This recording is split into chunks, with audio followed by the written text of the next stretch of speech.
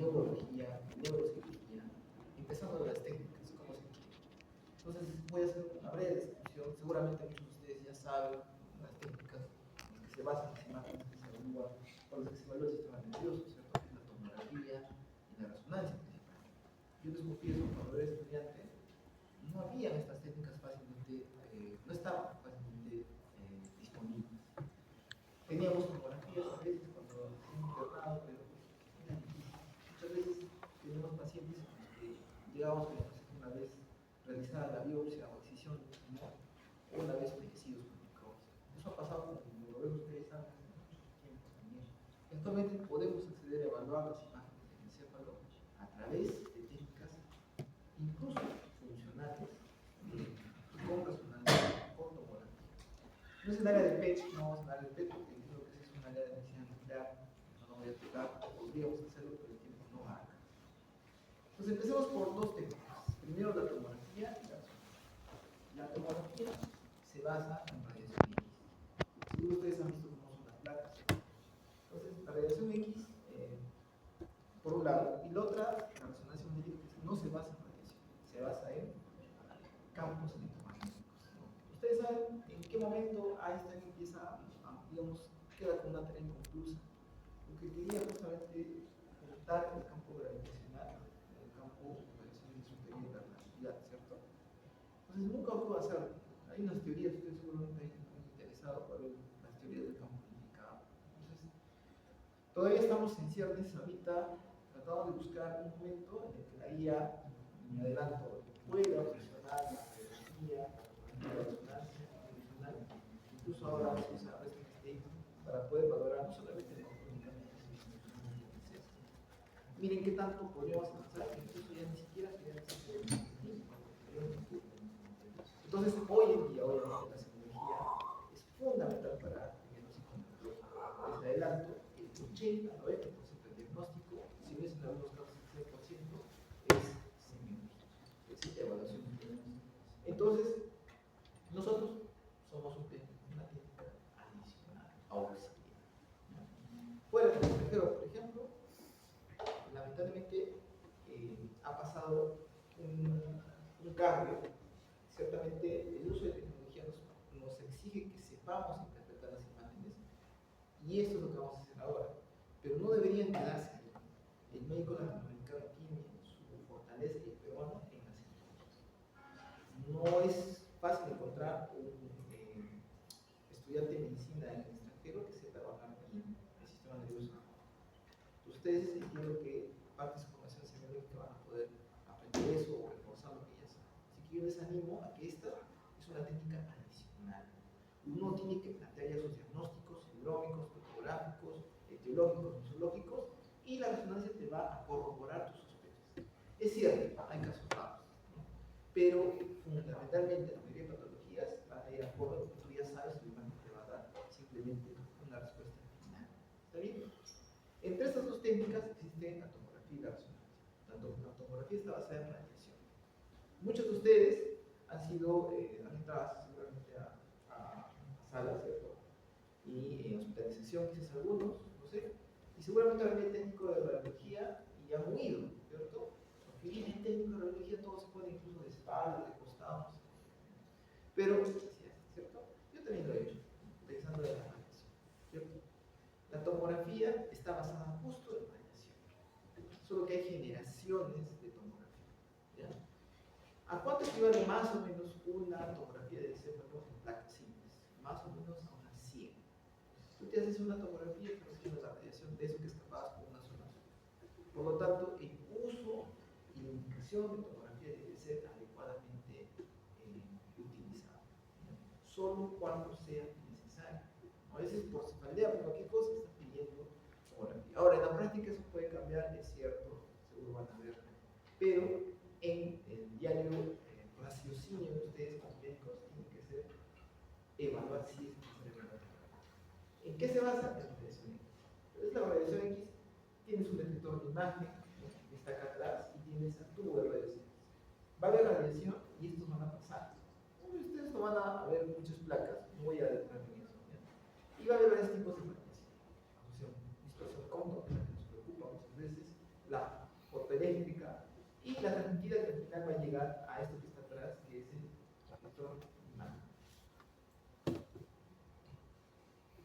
Este es el detector. Antes se utilizaban, ahora no. Entonces, ¿qué va a pasar? Entonces, lo que no atraviese el cuerpo no va a tener interacción con el detector de imagen. Por lo tanto, no se va a ver un cambio en este detector. En otras palabras, lo que no atraviese se va a volver blanco. Por eso que los huesos, a veces uno piensa, lo que vi es el hueso, por lo tanto ahí está la radiación. No es cierto. Es más, no lo atraviesa y por eso se ve blanco, porque no hay interacción. Por eso pasa también en tomografía. Todo lo que se ve blanco es hueso, o probablemente altamente. Entonces, si hablamos de densidad y ven las placas del tórax alrededor están negros, ¿cierto? Quiere decir que atravesamos toda la radiación. Entonces tenemos densidades. Las densidades se catalogan en general como 5, ¿cierto? Una densidad vital, en la que no voy a dejar pasar la radiación, que es completamente blanco. Una densidad de cáncer, que es lo que tenemos en el cuerpo, que es parecido a esta de metal. Una densidad agua, que deja pasar pero no mucho. Imagínense, por ejemplo, acá tenemos parte del amonio. Tenemos densidad grasa, que es un poquito que deja pasar más, ¿no? Imaginemos acá, en la parte de la axila, ¿ven? Como deja pasar la grasa por el tejido suprarespiratorio. Y la densidad aire, que se aproxima a lo que está dentro de los pulmones, es que ha dejado pasar la radiación. ¿Está bien? Bien, ¿cuánto deja pasar? Acá no mucho, si es que nada, ¿no? Acá un poco más, acá mucho más en agua, en grasa mucho más, y en aire pues muchísimo más radiación. Rayos X igual tomografía. ¿Está bien? Aprovechen decirles que el contraste que se hace en tomografía no es igual al que se hace en resonancia. He visto a algunos estudiantes muy ingeniosos que han encontrado un contraste y esto lo usamos y lo han llevado a resonancia. No. ¿Por qué? Porque la base del contraste iodado es justamente que no deje pasar el contraste. Por eso con los estudios contrastados ves los vasos de color blanco, ¿cierto? No deja pasar el contraste. En cambio en resonancia se usa otro metal pesado que es el gadolino, es una tierra rara, ¿cierto? Y esto lo que hace es interaccionar con una ruptura del líquido de la barrera hematoencefálica y llega a tejidos que anormalmente la tienen rojos.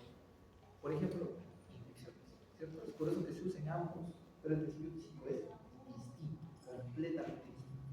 ¿Tú puedes entrar con tu camilla a tomografía? Sí. ¿Te vas a irradiar? Ese es tu problema. ¿Vas a acompañar a tu paciente cuando se haga la tomografía? Sí. ¿Te vas a irradiar? Sí. Ese es un problema para el programa, ¿cierto? Pero es distinto si vas a resonancia. Ahí tienes que tener precaución. ¿Por qué? Porque estás entrando a un lugar donde hay un campo magnético potente. Y ese campo magnético potente, ¿qué va a hacer? Que todo lo que sea ferromagnético, entre comillas, no baja. No puedes ir con celulares, tarjetas de crédito, objetos metálicos, porque te puede hacer daño. ¿Está bien? Eso pasa cuando ustedes escuchan accidentes en resonancia, por ejemplo, en los que se jalan la camilla. Eso pasa cuando hay personas, espero que ya ustedes no, que van al resonador empeñosos, pero sin saber del campo. ¿Está bien? Tengan mucho cuidado, mucha precaución. Entonces, miren cómo pasa el tubo de rayos X. Este es un tubo de rayos X. Si han seguido clases de radiación, van a ver que pasa la corriente eléctrica, que al final ustedes saben que es electrones, ¿cierto? Los electrones van empujándose unos a otros, no es que viajen, ¿cierto? Es cierto, muchas veces rápido, pero están ahí y se van a empujar, como si estuvieran en una fila de un concierto. Y van a empujar al electrón y eso va a hacer que rápidamente se transmita la energía. Entonces va a llegar a tungsteno y se van a liberar electrones en este tubo vacío. Estos electrones a alta velocidad, este es un disco, va a girar muchas veces y también hay tungsteno o wolframio ahí y va a interaccionar con este núcleo. Esa interacción del núcleo va a generar radiaciones. ¿Cómo? Pues empujando un electrón de las capas superficiales y ese cambio del electrón que va a salir y otro que va a entrar o su retorno va a generar energía. Esa radiación, ese tipo de radiación X. Básicamente. ¿Y por dónde va a salir? Como este tiene este diseño, va a hacer que salga por este lado, por ese disco. ¿Ven? Así se genera la radiación. Entonces, es radiación. Y ya saben qué tipos de transmisiones existen. Y bueno, van varios tipos de radiación. Vamos a entrar en detalle de eso, no es una idea. Antiguamente había todas estas películas. En algunos hospitales antiguos todavía tienen las películas, ya se han revelado, ¿cierto? Algunos centros de salud antiguos también tienen películas para revelado, que tienen una película y tienen incluso pantallas intensificadoras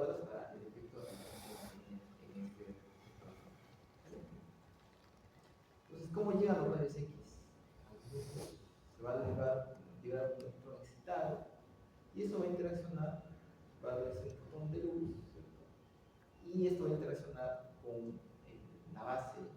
En realidad, la base es esto. Bueno, para que sepan más o menos, se generan unas ondas que van a tener determinado comportamiento electromagnético. Estos son los de cada uno, dependiendo de la película que sea sensible al verde o al azul. Pero se va a generar así, varios rayos. Y al final esto interacciona con plata, que está en la base. Esto es lo clásico, ¿eh? No es que ahora pase, ahora ya todo es digital, ¿cierto? Entonces eso va a hacer que se vayan a generar electrones que van a interaccionar con la plata y va, entre comillas, a pegarse a la pared, a cambiar su configuración. Y es por eso que todo lo negro de la placa de rayos X tiene plata real. Ustedes van a un centro de radiación antiguo, de rayos X, en su centro de salud, antiguo, por ejemplo, van a encontrar como todo ese negro es plata. Ahora, ¿eso se usa? Sí. Si alguno sabe, hay recicladores, ¿no?, que usan esto y tratan de sacar plata. Hace tiempo hacían eso. Pues sí tiene plata de verdad. Entonces pasa esto nuevamente, ¿ya? Y se da la densidad, lo mismo en tomógrafo. ¿Ahí? Se está repitiendo ya.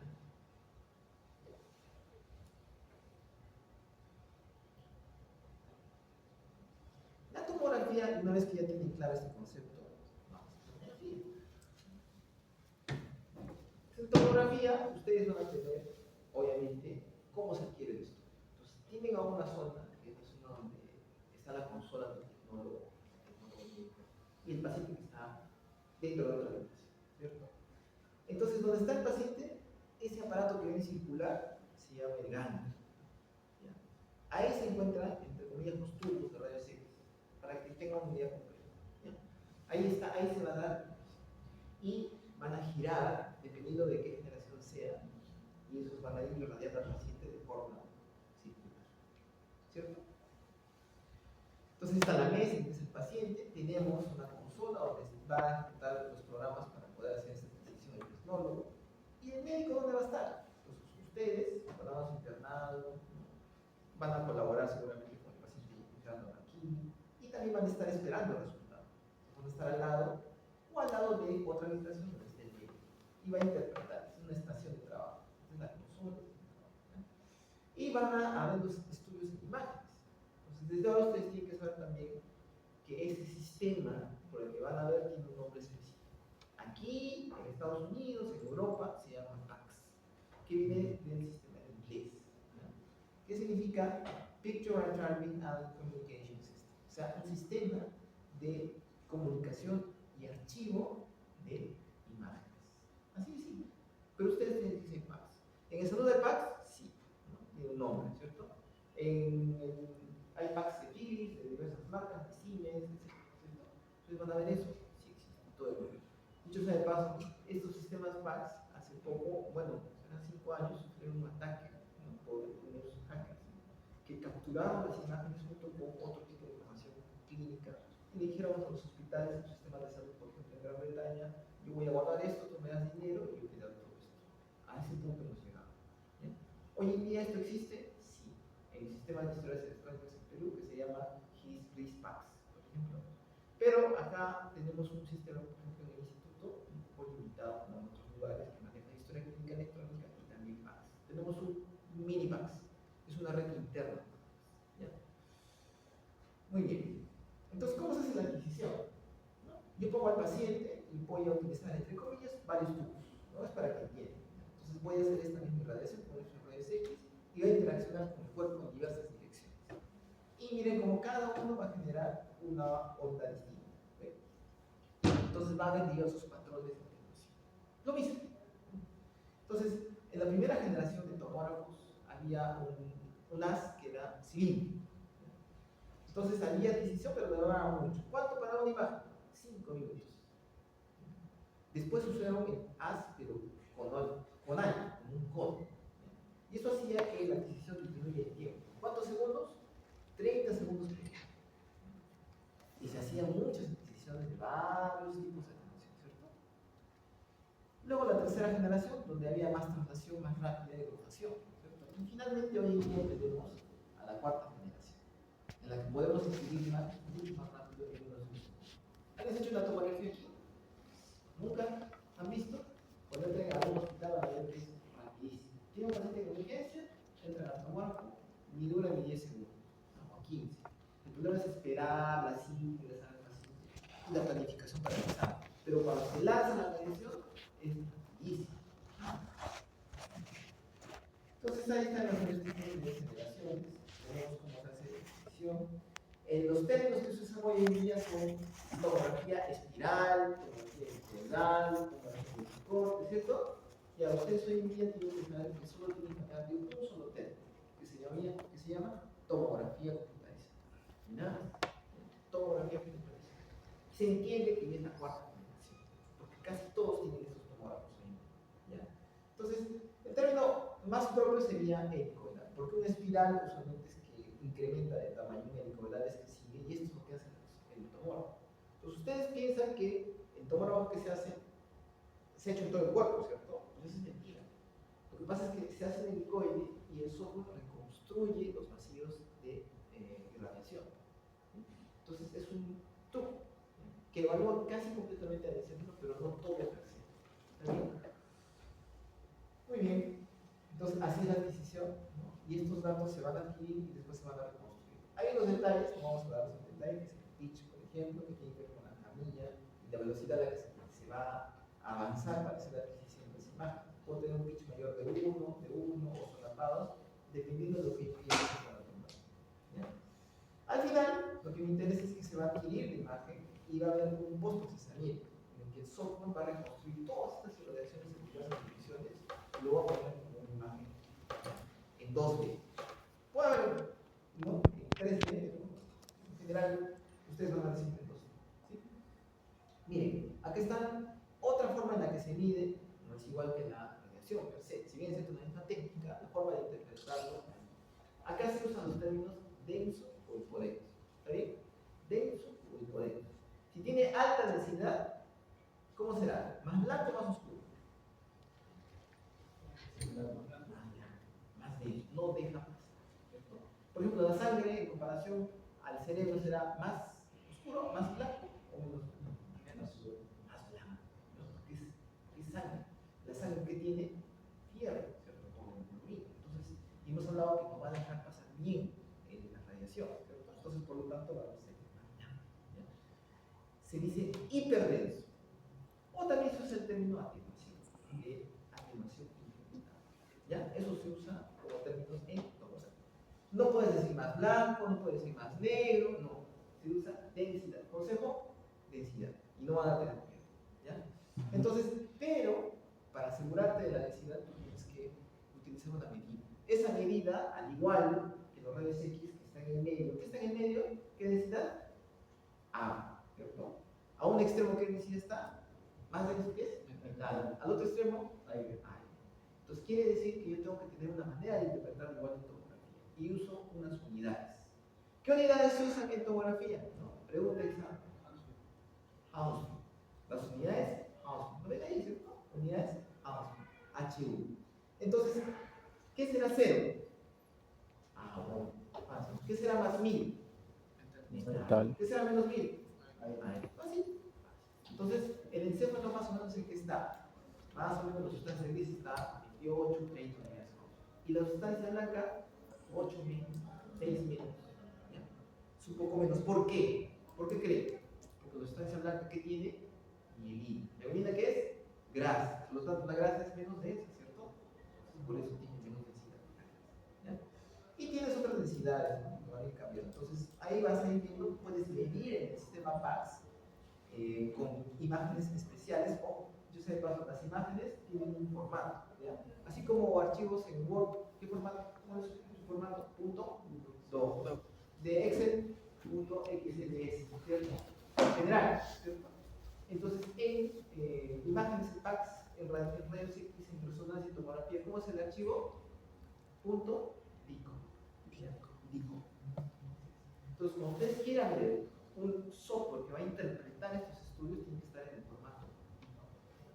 Algunos fabricantes los lanzan en JPG, pero es una desgracia. ¿Por qué? Porque eso es un postprocesamiento de imagen. Entonces no tiene la calidad que tiene Con Nikon yo puedo medir unidades, yo puedo elegir, medir y sé cuánto tiene. Así, y van a ver los ciclos radiológicos, poner, por ejemplo, litiasis renal, le van a poner litiasis renal lateral, ¿no? Especialmente una imagen nodular cálcica a nivel más grande en la apéndice renal izquierda, ¿cierto? Por ejemplo, y van a ver, entre paréntesis ponen UH, unidades Hounsfield, 150, para asegurar que este tiene la densidad cálcica. ¿Entienden? Por ejemplo, no se usa mucho en toda la práctica, es cierto, pero si lo encuentran ya saben. Entonces hay varios tipos de densidad, cada uno tiene su densidad directa. ¿Y cómo se reconstruye? Pues, esta es una reconstrucción, no vamos a entrar en detalles, pero se hacen varios tipos de reconstrucciones. Puede haber incluso colonoscopías virtuales del corazón, con las arterias coronarias, ¿no? Los vasos en reconstrucción 3D, y la calidad va a depender de otros factores que no vamos a hablar.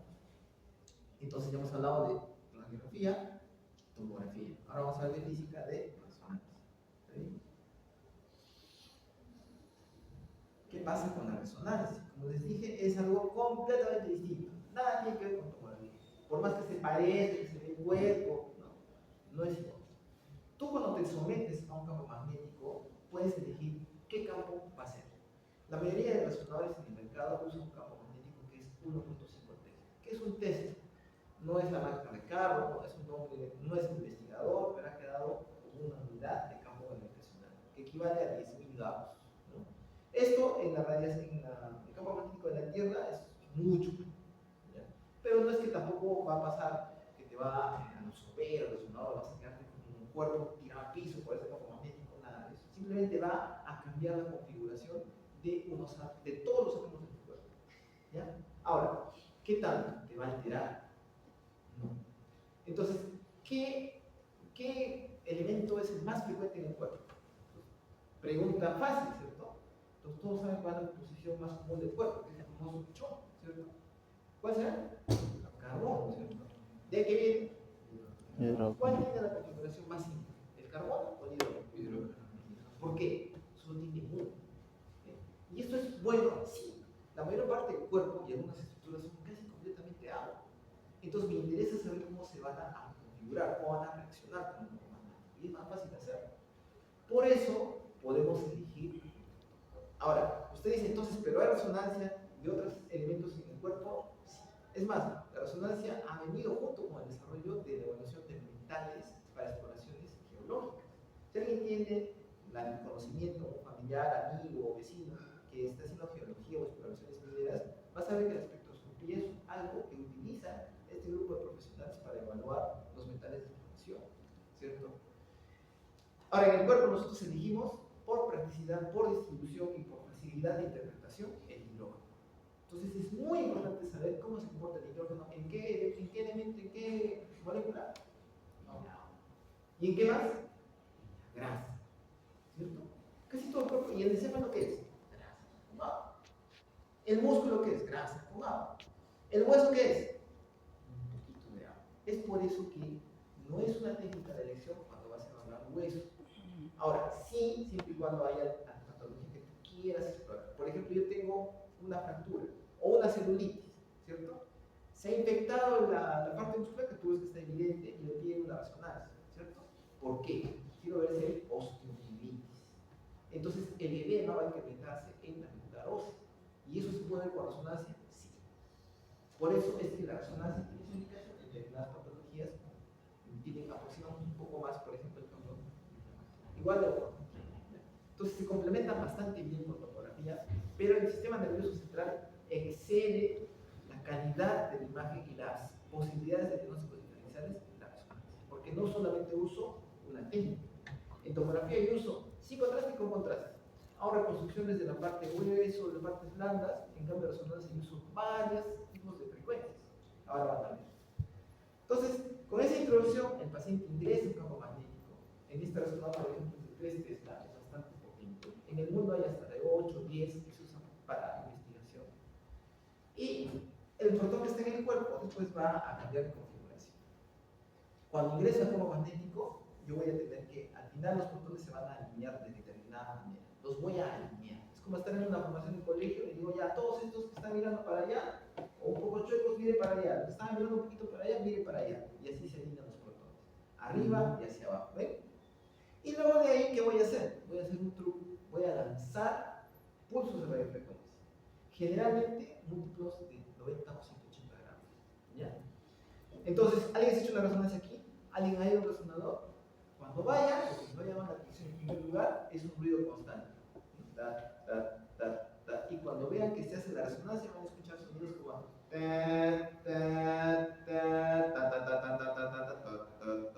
diferentes sonidos. Y tú dices, qué raro, ¿no? Estará mal la máquina. No, está lanzando pulsos de radiofrecuencia. Y esos pulsos van a hacer que los protones se alteren. Y esos protones van a ir alterados y van a querer regresar a su estado normal.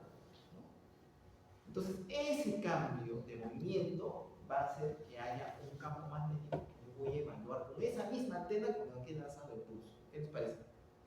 ¿Merecedor de un Nobel o no? Sí. ¿Recibió un Nobel de tomografía? Sí. ¿Un Nobel de resonador? Sí. Porque es algo muy práctico, ¿no? Puedes hacer donde sea y no necesitas hacer biopsias para saber qué hay. Con la clínica correspondiente y otros exámenes paraclínicos, va el diagnóstico. Fácil o fácil. Esto, por si acaso, esto de física de tubo lo van a usar para cualquier parte del cuerpo. Si aquí hay traumatólogos, futuros cardiólogos, todos hacen resonancia, tomografía, ¿verdad? Así que les podría ser útil. Entonces se evalúa cómo va a interaccionar y hay una recuperación T1 y una caída T2.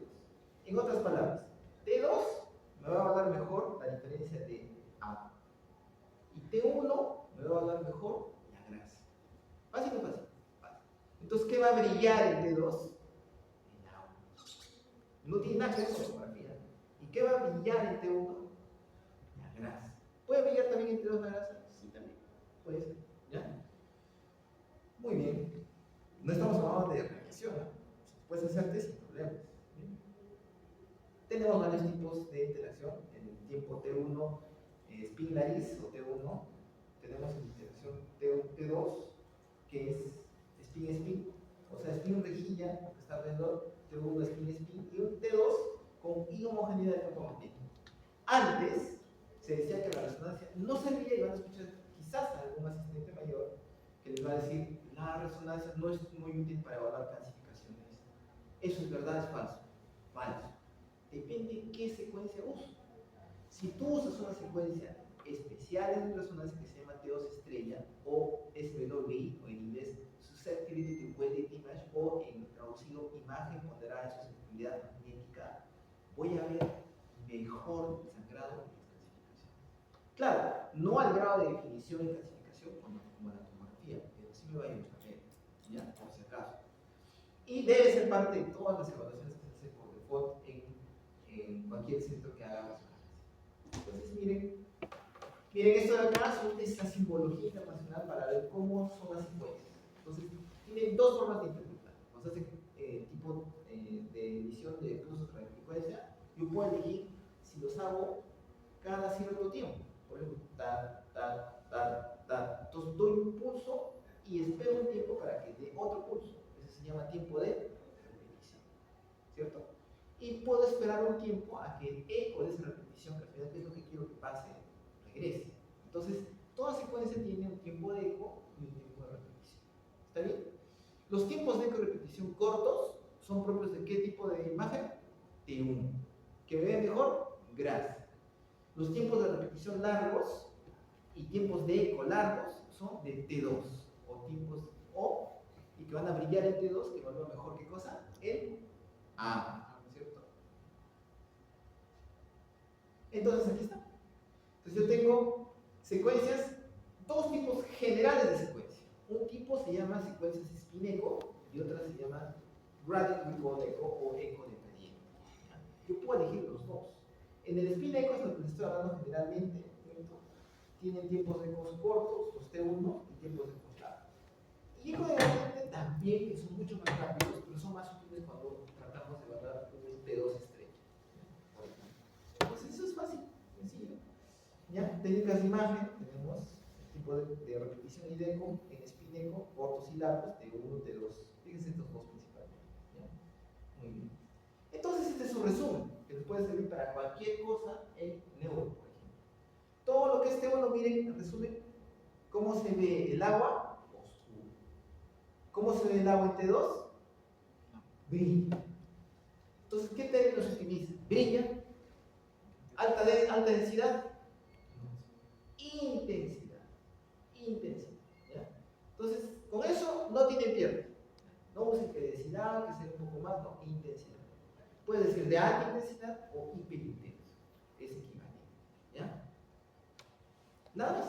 No puedes usar otro término que no sea el apropiado para la ¿ya? ¿Y la grasa cómo se ve? Entonces, en T1 se ve brillante. ¿Sí? Y en T2 también se puede ver que brilla, pero la diferencia principal es que para que se lleven algo para siempre, T2 agua, T1 grasa. Fácil o fácil.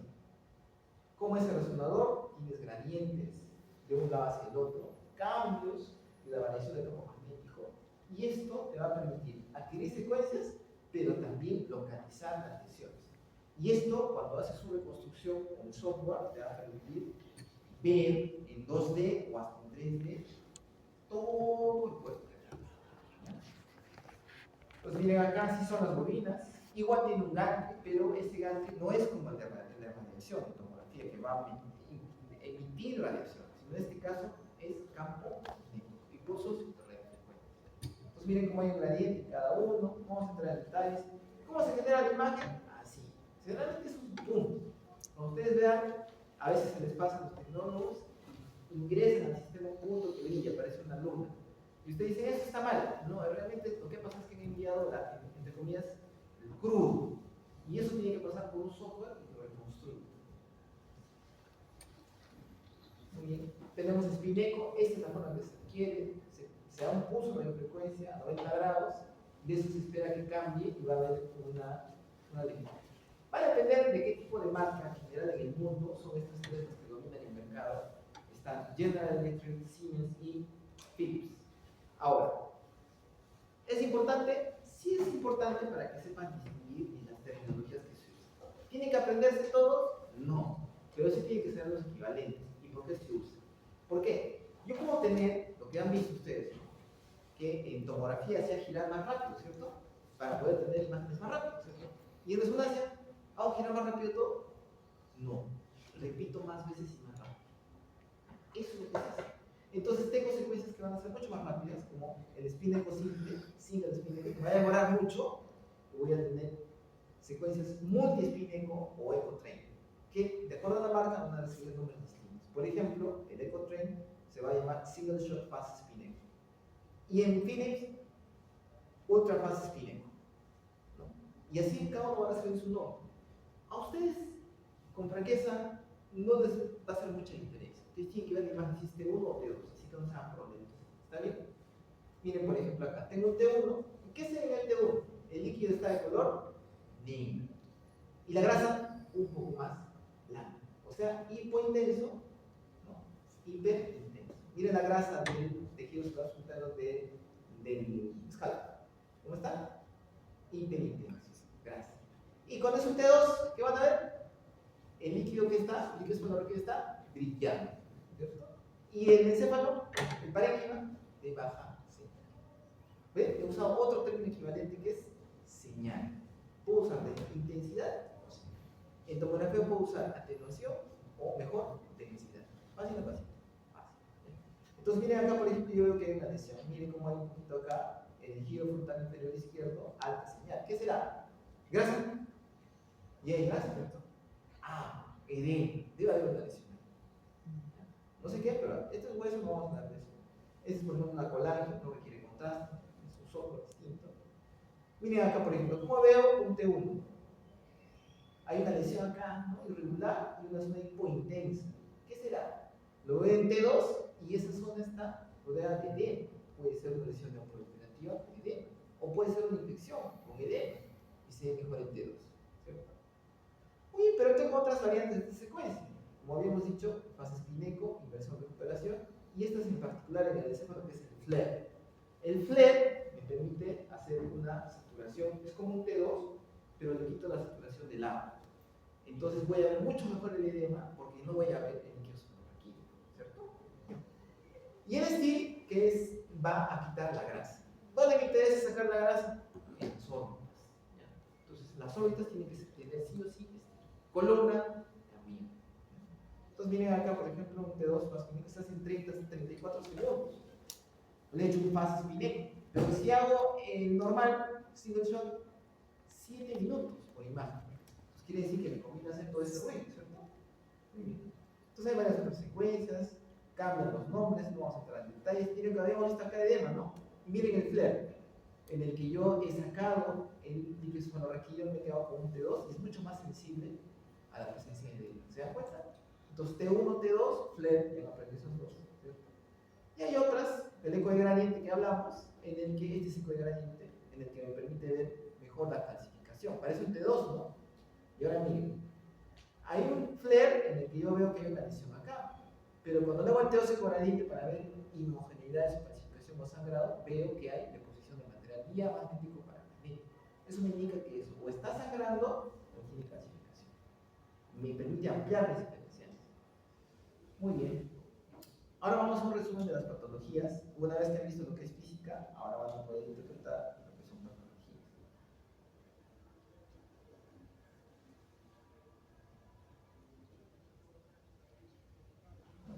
En ictus isquémico, por ejemplo. A ver, ahora sí un poco más de su atención. Tenemos 15 minutos intensos de pura patología. ¿Está bien? Ictus isquémico. ¿Qué vamos a tener? Zonas en las que no va a recibir irrigación sanguínea. ¿Qué va a hacer? En resonancia, ¿qué vamos a necesitar? Difusión, que es otra forma de una técnica distinta dentro de la resonancia con angioresonancia.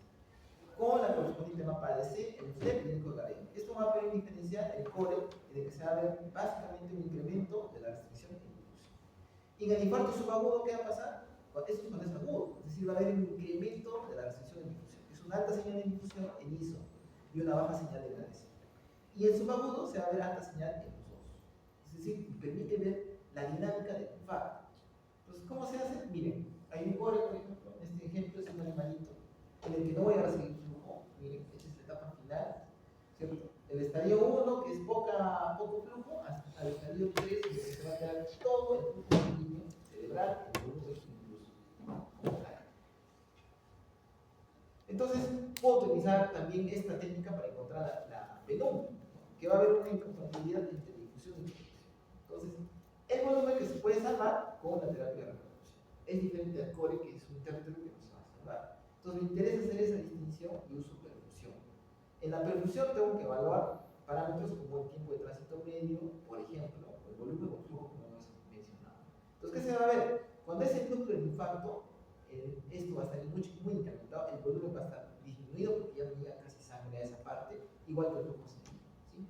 Pero en la zona penumbra, a diferencia de estos de aquí, el volumen va a incrementarse. ¿Ven? El flujo sigue siendo menor y incrementa. Es un territorio salvaje. Bien, miren este caso, por ejemplo, tengo una tomografía, el paciente tiene un cuadro de una hiparesia derecha, voy a hacer la tomografía y ni siquiera se ve. Pero hago resonancia magnética y mira acá tengo la difusión.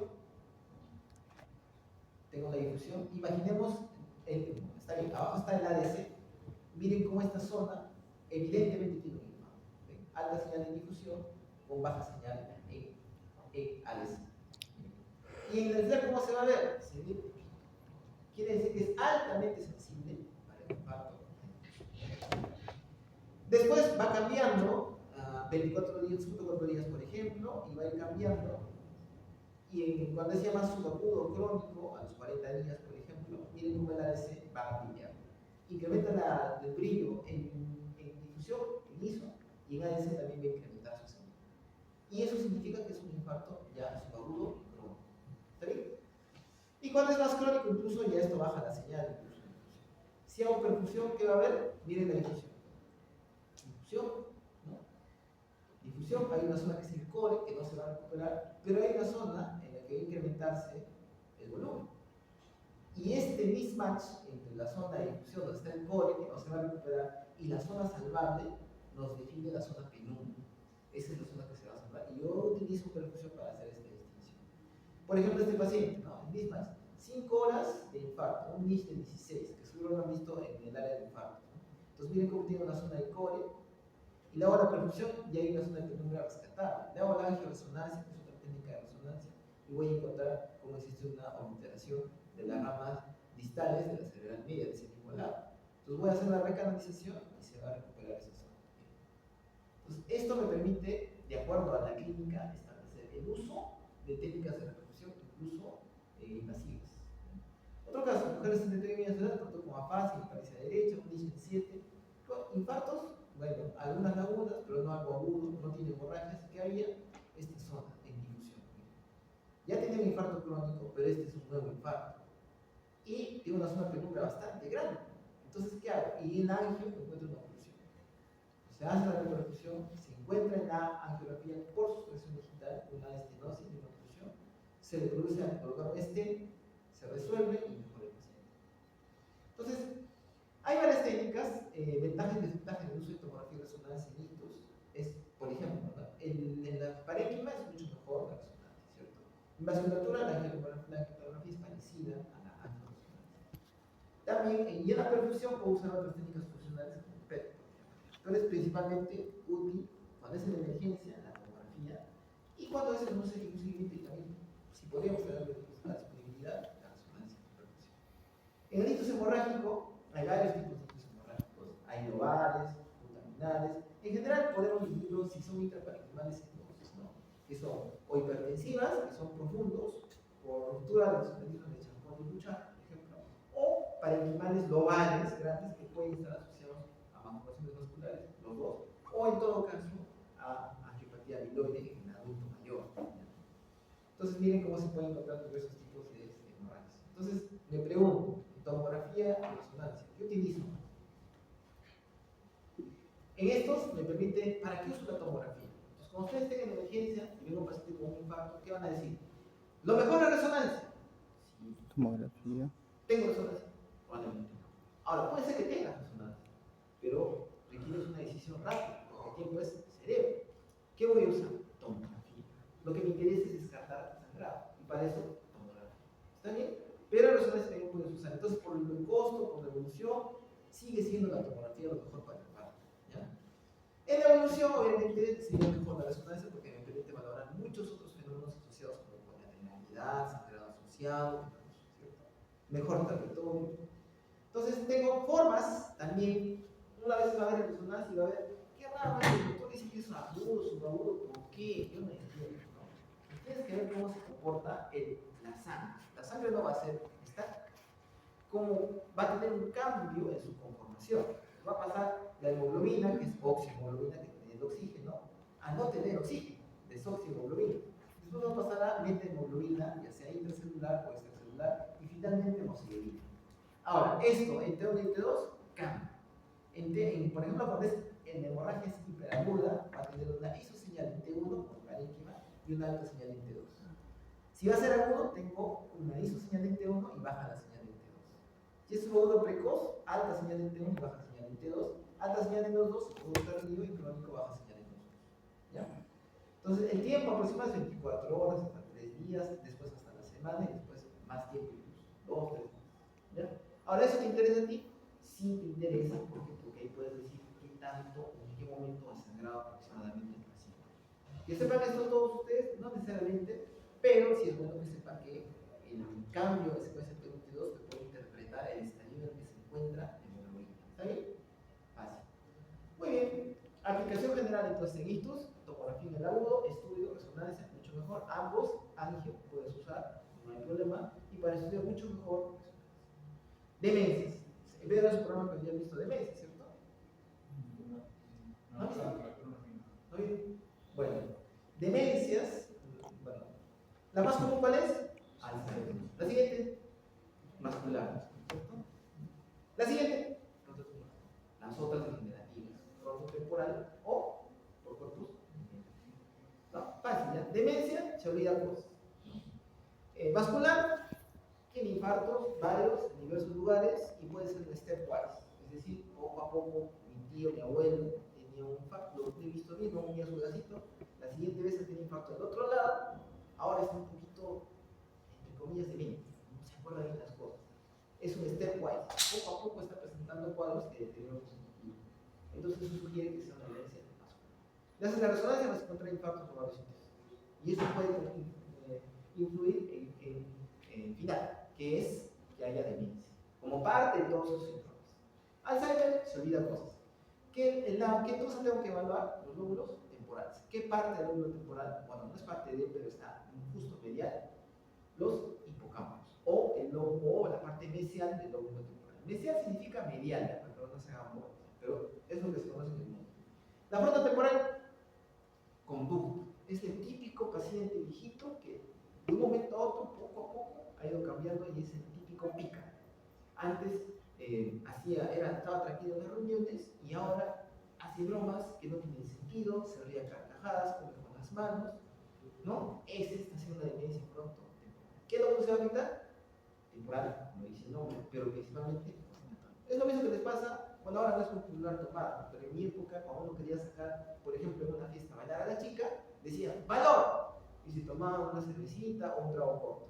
¿Qué pasaba? Te intoxicabas en el cerebro. Como el lóbulo más grande del cerebro, ¿cuál es? El frontal, se intoxicaba primero. Entonces ya no tenías tus inhibiciones, tus problemas. No, por ejemplo, yo no soy bajito, no quiero ir, mira, es una chica muy alta, ¿no? ¿Cómo la vas a caer? Tomé mi cervecita, me intoxicó y el lóbulo frontal dejó de trabajar bien. Entonces voy y converso con él. Eso pasa en la demencia frontotemporal también. Buen compromiso. Es por eso que ese viejito cambia. ¿Ya?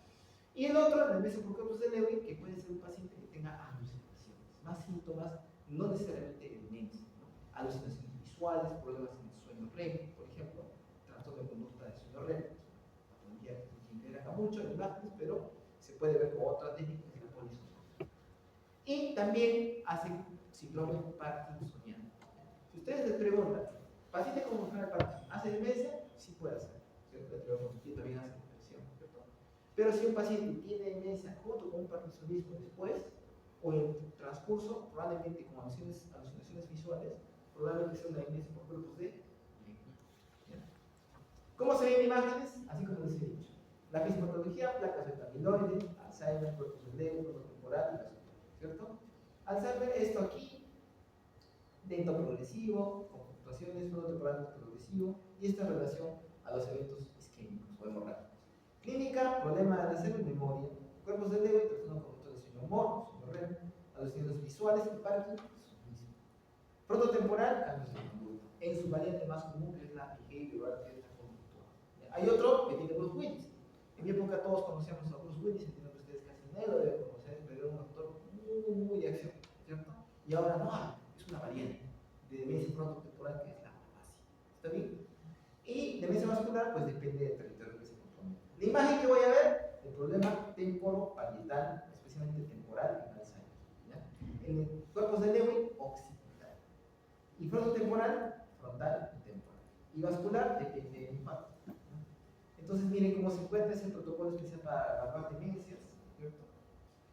A nivel de los hipocampos en particular, porque es la más común, ¿cierto? Miren cómo hay, esto es el hipocampo, los protocolos son así, y se evalúa es un corte perpendicular al eje mayor de los hipocampos. Y vamos a ver que en Alzheimer, por ejemplo, puede tener una fase preclínica, leve, moderada, severa, ¿no?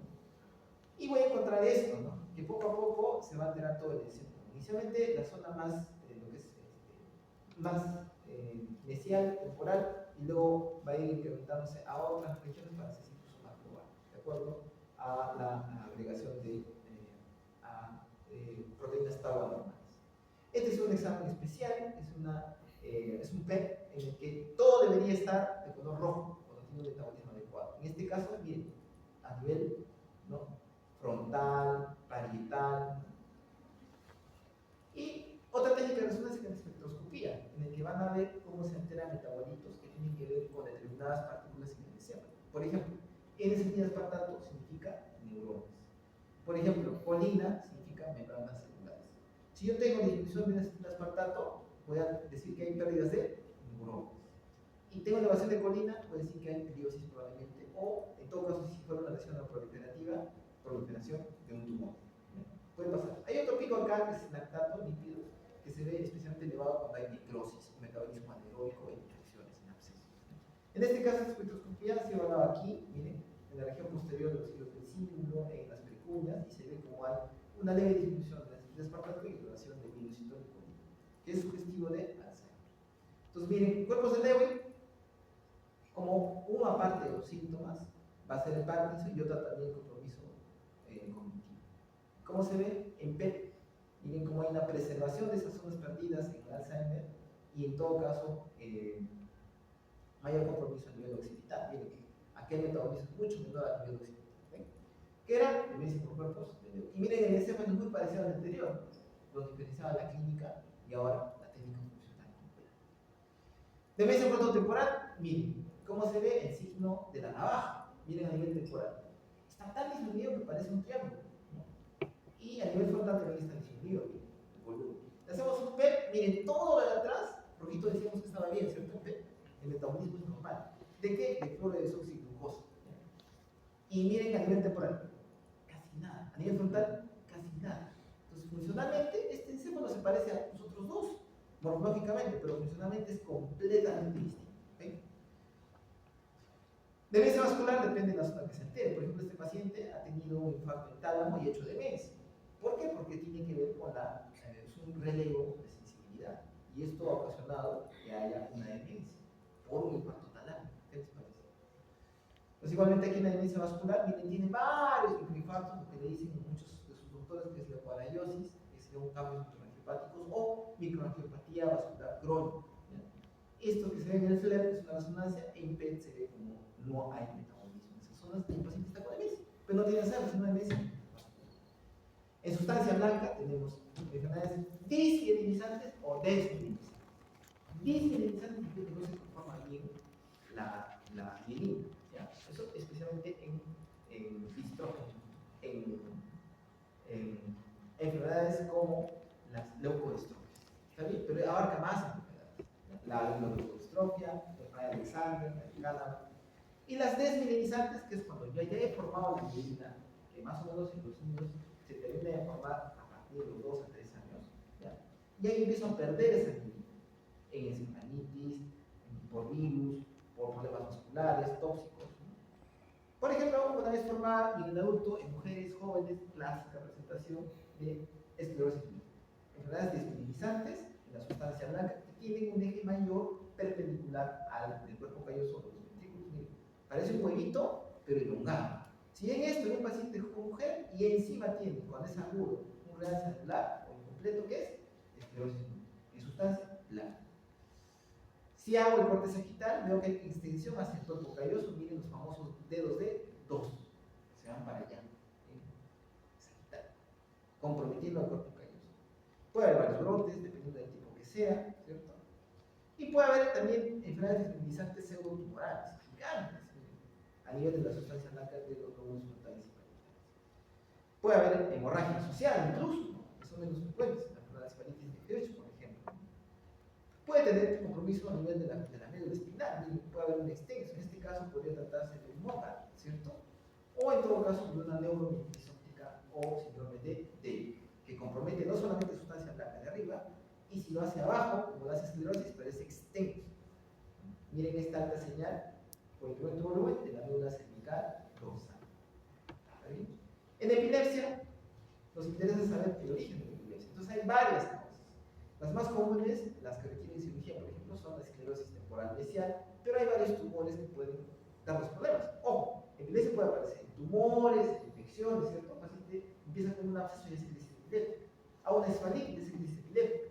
Acá estamos hablando básicamente de todo lo que sea básicamente epilepsia. Entonces encontramos lesiones como esclerosis temporal, como tumores, como gliomas, DINE, ¿no? Anomalías congénitas como la megaencefalia, los angiomas cavernosos, asociados o no, displasias corticales que nos dan mucho problema, problemas congénitos como la polimicrogiria, por ejemplo. Entonces, para el protocolo de epilepsia varía un poco en cuanto a lo que se hace con demencia, con vascular, por ejemplo, y elegimos, por ejemplo, que tenga sí o sí estas secuelas, que es FLER, T2 o SWAP. Y miren cómo se hace la evaluación también en hipocampos, pero no porque yo espere que haya una demencia, sino porque la esclerosis hipocampal, el hipocampo es un área muy sensible a la hipoxia. Yo puedo tener niños con un daño perinatal, ¿no? Un AMBA en 3, en 5, se ha recuperado, pero quedó, se desarrolló lentamente y a los 3, 4 años hace epilepsia. ¿Qué piensas? Daño perinatal, hipoxia, voy a buscar esclerosis. Y queda con epilepsia por vida. Por eso es importantísimo la atención perinatal. Miren este caso, por ejemplo, tiene una disminución del volumen del hipocampo con alta señalización de 2 que es esclerosis. Otro tipo de lesiones, en este caso, por ejemplo, es un angioma cavernoso, ¿cierto? En este otro caso son tumores, en este caso con una calcificación, puede corresponder con un oligodendroglioma, un tumor primario, o un ganglioma. Acá otras lesiones de proliferativas, por ejemplo, se llama esclerosis tuberosa, como tienes pocos nódulos subarticulares difusos y los famosos tubers o tubérculos que están a nivel de la corteza. Tengo zonas de polimicrogilia, miren cómo es lo normal, y miren acá cómo encuentro estas zonas como un poquito. Acá tengo una esquisencefalia al labio abierto, que está asociada con una braquigiria polimicrogilia en sus bordes, a nivel frontal derecho. Infecciones. Tengo las bacterias biógenas, tiempo cerebro, tengo un paciente que convulsiona con fiebre, trastorno de conciencia, empiezo el tratamiento, no espero el líquido cefalorraquídeo, no espero la resonancia, de una vez tratamiento porque puede ser una encefalitis.